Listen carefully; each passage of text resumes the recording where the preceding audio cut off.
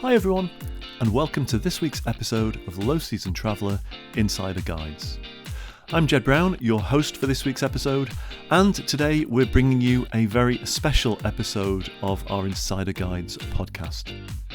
I was recently asked to provide a keynote on sustainability for the tourism and hospitality professionals at the Best Stay event, which was recently held in Croatia.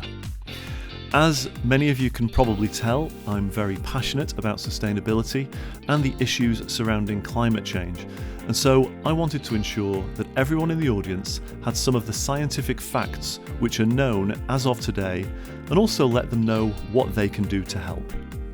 The feedback has been really positive so far, and so I thought I'd share this with you, our loyal podcast audience, to see if you have any thoughts on these issues. Have a listen and let me know what you think at the end. Enjoy. First one who's going to speak, it's about sustainability, as I said before. He is Mr. Jed Brown from United Kingdom. He's the CEO of Low Season Traveller. He's going to tell us something more about sustainability. More precisely, what's the difference between being sustainable versus being seen as sustainable? Mr. Jed, you can come up.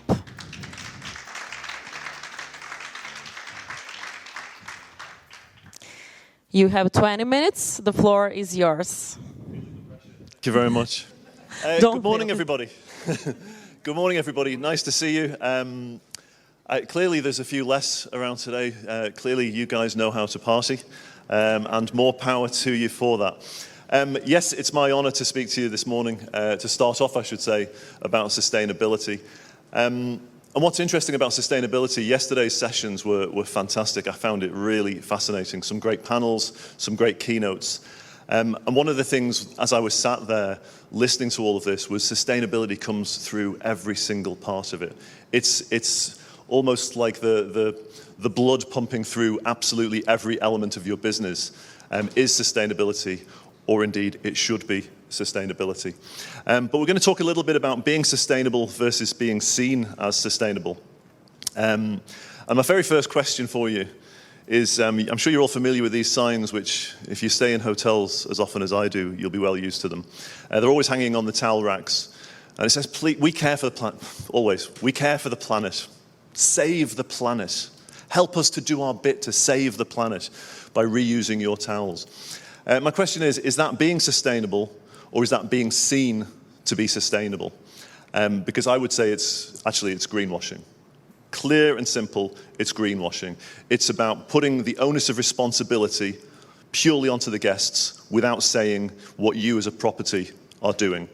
It's a way that you save money, and you're not telling us what you're giving back. It annoys me. Every time I'm in a hotel and I see these things, I just think, if you started off that little thing on the towels and you said, last year we invested 20,000 euros in sustainable practices, and we were able to do that because guests like you reused your towels. Please help us to continue this work by reusing your towels. Slight difference, very subtle, but it makes a big difference. It's showing us you're actually investing in sustainability as well. We're partners in this together, you and I, guest and hotel. Anyway, I digress. My name is Jed Brown. I'm the founder and CEO of an organization called Low Season Traveller, the world's first and to date only, bizarrely, organization which is entirely dedicated to the promotion of the low seasons in each destination that we feature. I'm also the executive director and one of the founding directors of the World Tourism Association for Culture and Heritage, which is all about the protection and preservation of culture and heritage for future generations. I'm a podcast host, and I'm a former executive at Keone, Thomas Cook, My Travel, and a few other companies. And I'm very proudly the founding member of these organizations here, which we'll go into later. Once upon a time, we were masters of long-term thinking. And this is really important because when we're talking about sustainability, we are talking about long-term thinking. And as a race, we used to be brilliant at this. And I think we've lost our way a little bit over recent years. What you can see here are images of cathedrals. They're different cathedrals. I didn't do that much research on it. But the ancient cathedral builders in Europe were masters of long-term planning. in their primitive technology, it would take them up to 200 years, maybe even 300 years, to build these fantastic monuments, which you can see. And what that meant was that the people who were digging the foundations were doing so knowing that if they made a mistake, future generations, maybe their children, or their grandchildren actually, would have huge problems further down the line. Those foundations had to be done right.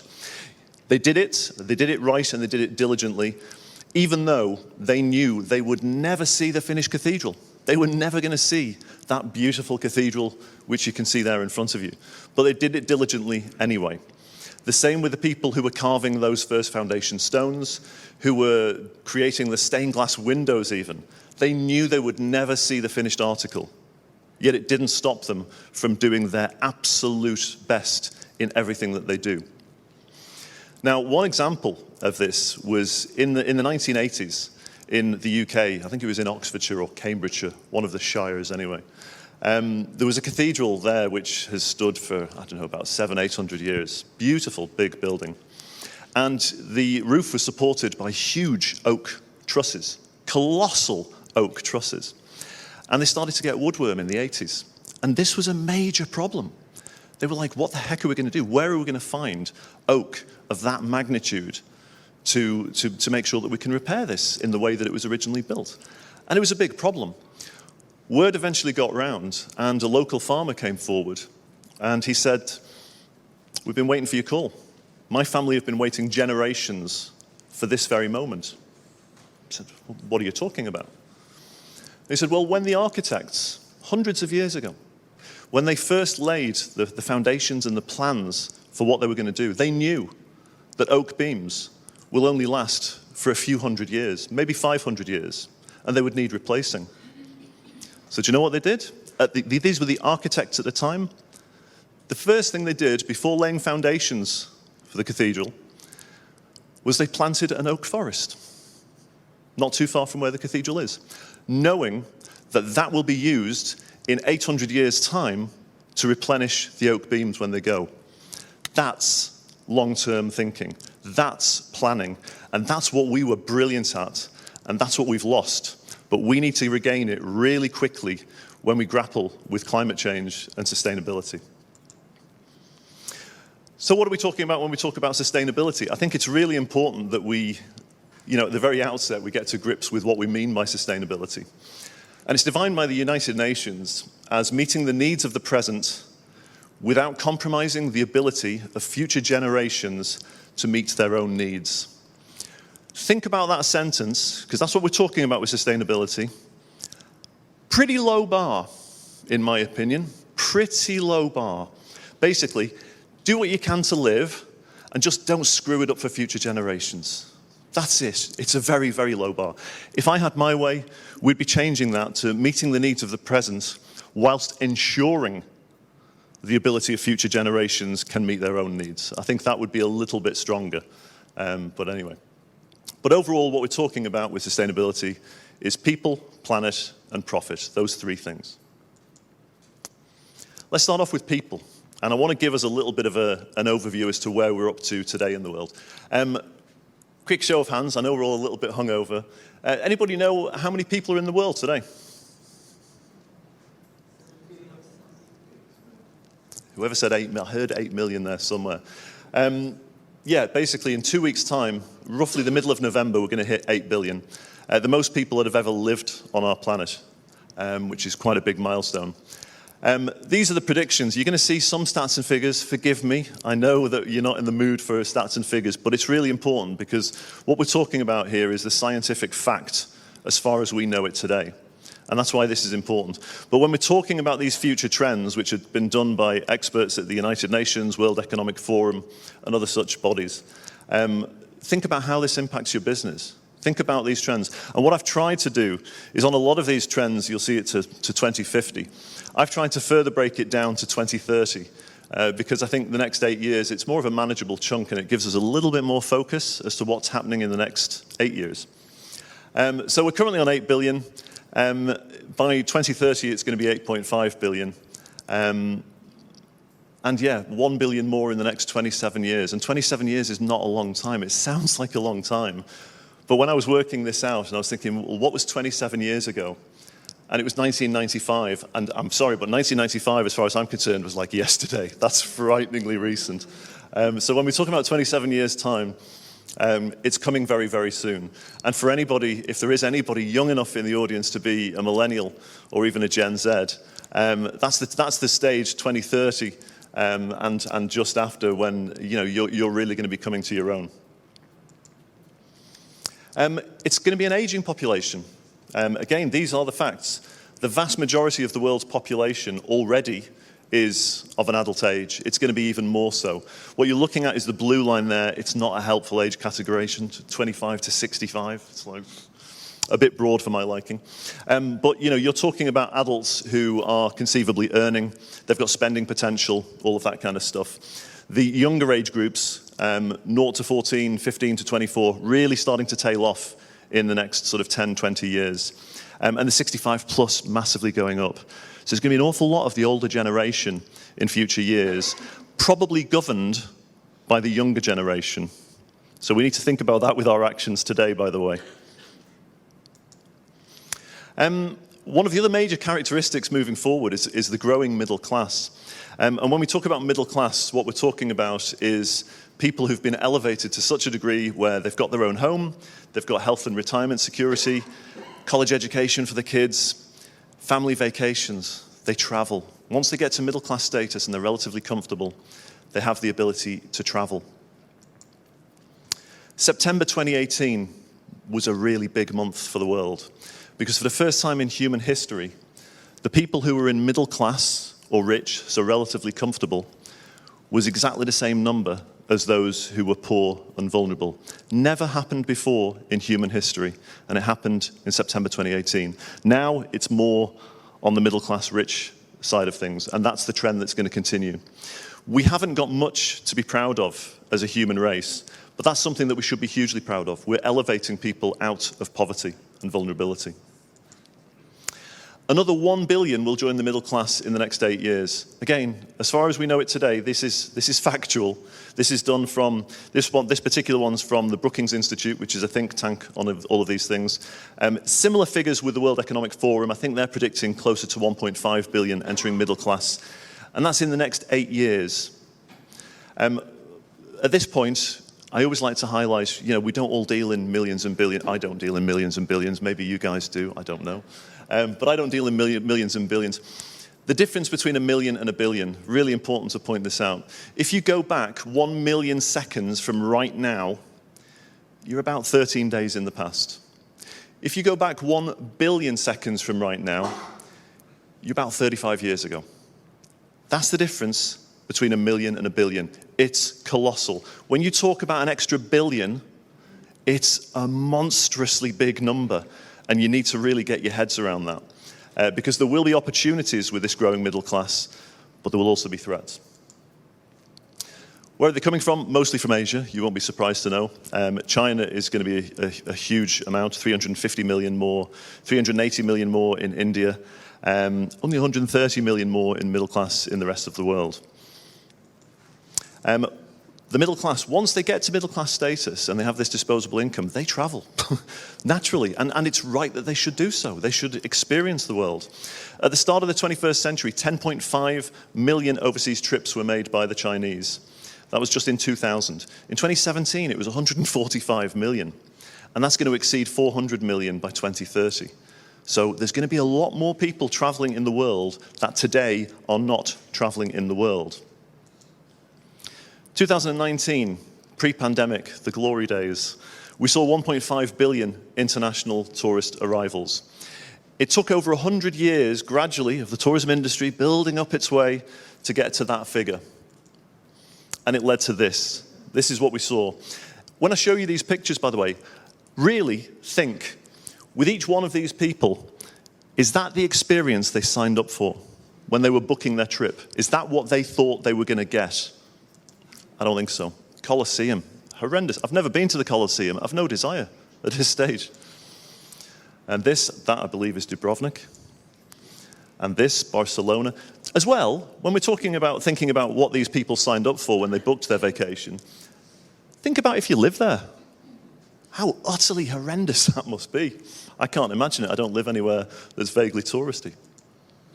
And it also led to scenes like this. So that's what 1.5 billion international arrivals did to us around the world. Now imagine in the next 7 years, another 1.5 billion arrivals in addition to that. 7 years to double arrivals. Really, that's what we're looking at. It's a grave picture. You need to promote your low seasons.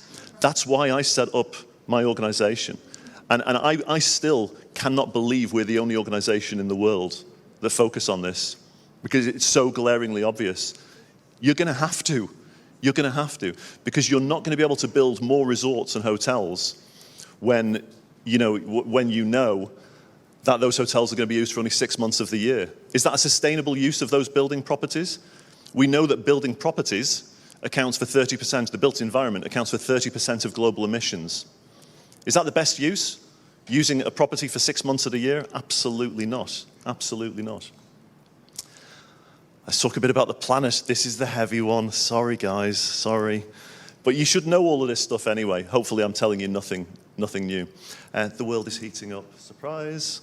If there's anybody in the audience like me who was born in the 70s, the Earth has increased by 1 degree in our lifetime.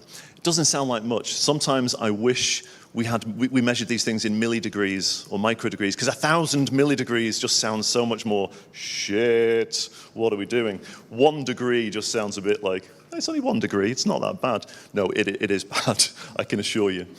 The challenge that we've got, by the way, as we're monitoring this, is we just don't know what it looks like. When you get to 3 degrees, we're not really sure of exactly how bad it is. We know it's colossally bad, but it's whether it's dinosaur land or whether it's something that vaguely we might be able to exist on. We just don't know. But we're getting very close to 1.5 degrees, really close. This is a handy little tool which has come out from the United Nations, telling us that there's going to be a 41% increase in area burned by wildfires in the Mediterranean summer on 1.5, 62 in if it's plus 2%, and 97% if it gets to plus 3. Latest estimates could be worse than that, might not be as bad. The Great Pacific Garbage Patch, another proud moment for humanity here. If you're not familiar with it, are any of you familiar with this? The Great Pacific Garbage Patch. There's actually not just one, there's a few of them. Roughly the size of France, each one. They're huge. And basically it's basically where all of the plastic, mostly the single-use plastic, that's where it all ends up. At some stage in its life cycle, it will end up in the oceans somewhere. We know that plastic doesn't biodegrade at all. Once we create plastic, it's there forever. Pretty much, it's there forever. Never, ever goes away. We can start to clean this stuff up, but it does burn emissions actually trying to clean it up and to recycling it. That does actually take a lot as well. But there's some great projects out there that are doing their best to try and clean this up. We've got a responsibility to stop adding to it, though. And that's a mindset. You need to get in the mindset of when you're seeing tiny pieces of plastic. And once you get into this mindset, by the way, you see it everywhere. Any relatively useless pieces of plastic, single-use plastic, plastic forks, whatever, magnets, you name it, you start questioning that. Why are we producing this stuff? Eventually, it's going to end up in the ocean somewhere, where it's going to get consumed by fish. What happens to it is it doesn't biodegrade, but it breaks down into micro granules of plastic. Never fully disappears, but it gets smaller and smaller, and eventually it's consumed by fish. And that's a problem in its own right. But then, of course, it enters the food chain for all of us as well. So, conceivably, we'll be eating plastic if we're not already. And I'm sorry this sounds grim, but it's really important that ignorance is no defense moving forward. These are the facts. These are the absolute facts. By 2030, the United Nations are telling us that there will be as much garbage in our oceans as there are fish in the oceans. Pretty scary stuff, actually. So perspective is absolutely everything when we're talking about sustainability, the environment, and the climate change challenge. We thought the COVID-19 was the mother of all problems we were going to deal with. Then it's the recession which followed it, which is where we're up to now, and we still don't know how this is going to pan out, but it looks pretty bad at the moment for the winter. But climate change is just the mother of all of the problems that we've got to deal with on a daily basis. So yeah, it is scary, and I'm sorry that that's so heavy first thing in the morning. And that scariness, that can lead to inertia, and that's really scary in itself. What we do is, it's so overwhelming, we think, I don't even know where to start. I don't know where to start. I don't know what to do. What can I do in my own little way? And that's scary, because a journey of 1,000 miles starts with a single step. You have to take that first single step. Baby steps are okay, so long as you're taking a step forward in the right direction. And that's the main thrust of the message here today, is make a start on that sustainable journey. Doesn't matter if it's not perfect, doesn't matter if it's only X, Y, or Z, just make the start. Because the worst thing in the world to be confronted with, as any student will tell you, is a blank piece of paper. That's the hardest thing to deal with. Once you've got something, you're away. People. So these are some of the things that you can do to start your journey. Naturally, I'm going to tell you, as the founder and CEO of Low Season Traveller, I'm going to say, yeah, partner with Low Season Traveller. It costs from £250 per year. You're engaging with a new audience who are only seeking to travel during the low seasons, by the way. That's the audience that we're curating. It demonstrates actions towards more responsible tourism, reduces the pressure on peak seasons, makes you a better neighbour. You're doing something for your community, trying to ease the pressure on the peak seasons. And you should shout about it if you do join with us. I don't know if the lady is still here from Kotor Blue Bay in Montenegro. There she is. Very proudly a partner. I'm delighted to be working with you on that. People, partner with WETAC, the World Tourism Association for Culture and Heritage, committed to protecting and preserving your local historical and cultural heritage. Starts at $50, $50 a year. So, you know, financially, there's no barrier here on the finance side of things. But the work that these guys do is truly incredible. They are protecting and preserving cultural heritage in destinations all around the world.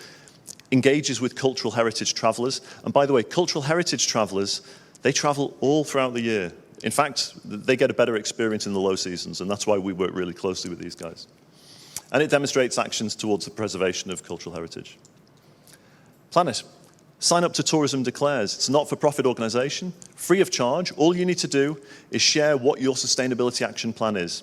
Share it with them, put it on their website, and then you can use the Tourism Declares a Climate Emergency Partner badge on your website. Again, you're demonstrating you're taking this seriously. It's on our radar, and we take it seriously. And I think that's really important. Nice, easy one to do. Sign up to the SunX program. Program set up by a guy called Jeffrey Littman, Professor Jeffrey Littman. I should give him his full title. He earned it. He used to be a Director General at IATA. He also was on the executive chairmanship of the World Travel and Tourism Council. Super, super smart guy. This program that he set up with all of their different sort of colleagues, it's free of charge. You share your sustainability actions. You get a whole raft of really great resources to help you on your sustainability journey, all free of charge. You just need to sign up with these guys, put your pledge down there, and then start to use all of the resources. You also get to be a guest on the Climate Friendly Travel podcast, which I host, and that's actually a lot of fun as well. And it's great coverage for you. It gives you really good, positive PR. Reach out to Ecotel. This is set up by two Belgian girls, ladies. They're quite young, but they're super, super smart. But they can help you with your sustainability plan. They specifically help hotels and properties. They help them to get accreditation and certification. And they're really super knowledgeable, and they're very approachable as well.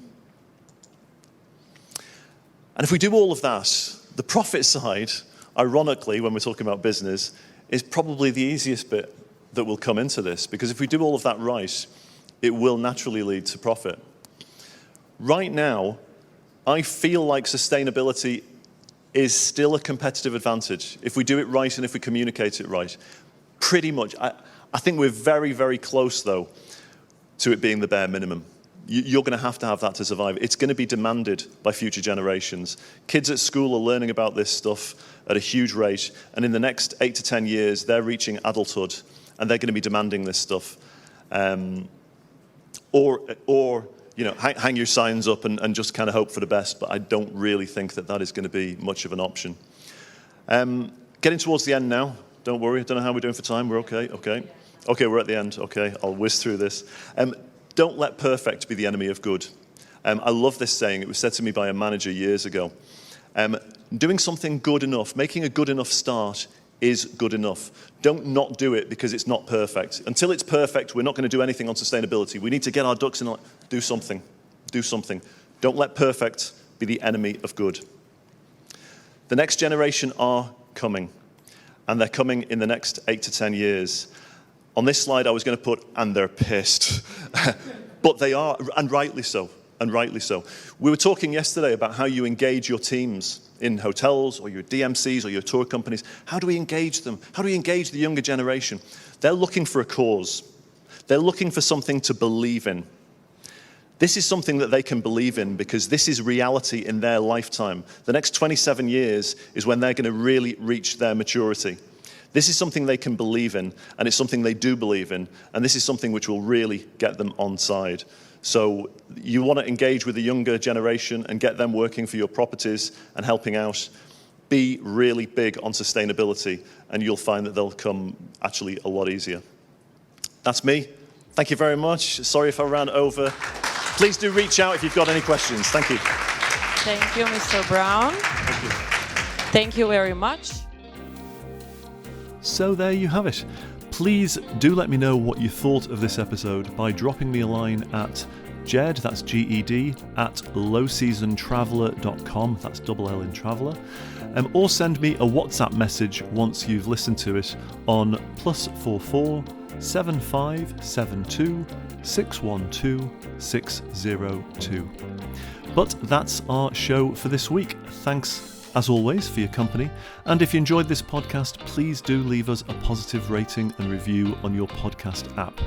And also don't forget to follow us on Facebook, Instagram and LinkedIn to be the first to hear our latest low season stories, articles and guides. Have a great week wherever you are, and remember that travel is always better and fairer for the planet, the local communities and you the travellers when it's without the crowds.